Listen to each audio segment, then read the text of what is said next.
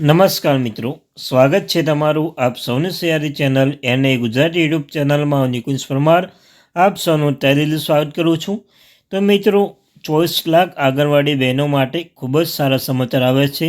ICDS હેઠળ કામ કરનાર જે બહેનો છે, તેડાગર બનો, વર્કર, હેલ્પર્સ, તેમના માટે ખૂબ જ સારા સમાચાર આવ્યા છે। જો તમે પણ આઈસીડીએસ હેઠળ કામ કરી રહ્યા છો, તમારા માટે આ વિડીયો ઉપયોગી બનશે।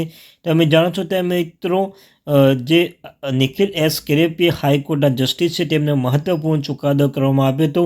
તેમણે કહ્યું હતું કે જે બહેનો છે તે જે સરકારી કર્મચારી માનવેતર આપવામાં આવે, તેમને નોકરિયાત પણ વર્ગ 3-4 લેવલમાં આપવામાં આવે। તો મિત્રો, જે માનવેતર એરિયસ સાથે સંપૂર્ણ જે નિર્ણય લેવામાં આવ્યો હતો, હવે સરકાર દ્વારા પણ મહત્ત્વની અપડેટ આપવામાં આવી છે।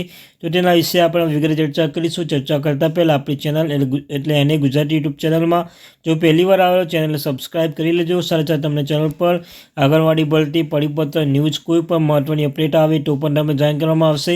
તો આપણે આ ચેનલ એટલે કે એને ગુજરાતી યુટ્યુબ ચેનલને સબસ્ક્રાઈબ કરવાનું ભૂલશો નહીં। તો મિત્રો, તાજેતરમાં નામદાર ગુજરાત હાઈકોર્ટના જસ્ટિસ નિખિલ એસ કેરીલે ગુજરાતની 1,05,000 તથા દેશની 24 લાખ આંગણવાડી વર્કરોની તરફેણમાં ઐતિહાસિક ચુકાદો આપ્યો છે। અને જે નામદાર ગુજરાત હાઈકોર્ટના પોર્ટલ ઉપર તાજેતરમાં પ્રકાશિત કરાયેલ છે। નામદાર ગુજરાત હાઈકોર્ટ આંગણવાડી વર્કર તથા હેલ્પર્સ સ્પષ્ટપણે સરકાર દ્વારા ભેદભાવ કરતા હોવાનું જણાવી અને આંગણવાડી વર્કર અને હેલ્પર બહેનોને સરકારી નોકરી તરીકે સમાવેશ કરવા તથા ત્રીજા અને ચોથા વર્ગના કર્મચારીઓને અપાતા સ્કેલ સાથેનું લઘુત્તમ વેતન જેટલું વેતન છે તે તમામ લાભો આપવા માટે આદેશ કરેલ છે। આદેશના કેન્દ્ર તથા ગુજરાત સરકારે આંગણવાડી વર્કર હેલ્પરને રેગ્યુલરાઇઝ કરવાનું તથા પે સ્કેલ મુજબ પગાર ચૂકવવાનું તેમજ કાયમી સરકારી નોકરી તરીકે સમાવેશ કરવાનો નિર્ણય કાર્યવાહી 6 મહિનામાં જ પૂર્ણ કરવાનો આદેશ પણ આપ્યો છે।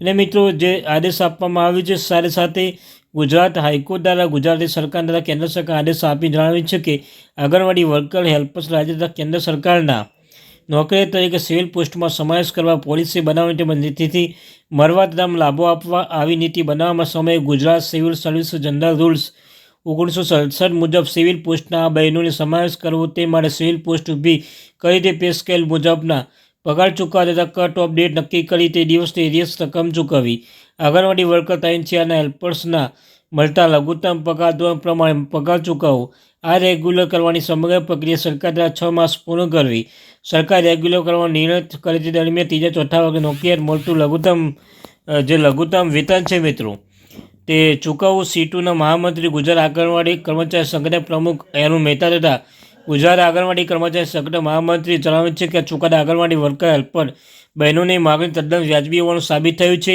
તેથી સરકાર કોઈપણ જાતનો વિલંબ કર્યા વિના જ ગુજરાત હાઈકોર્ટ ચુકાદો અમલ કરવાના આદેશ પણ સ્પષ્ટપણે જાહેર કરી શકે છે। તો મિત્રો, આ તે માહિતી।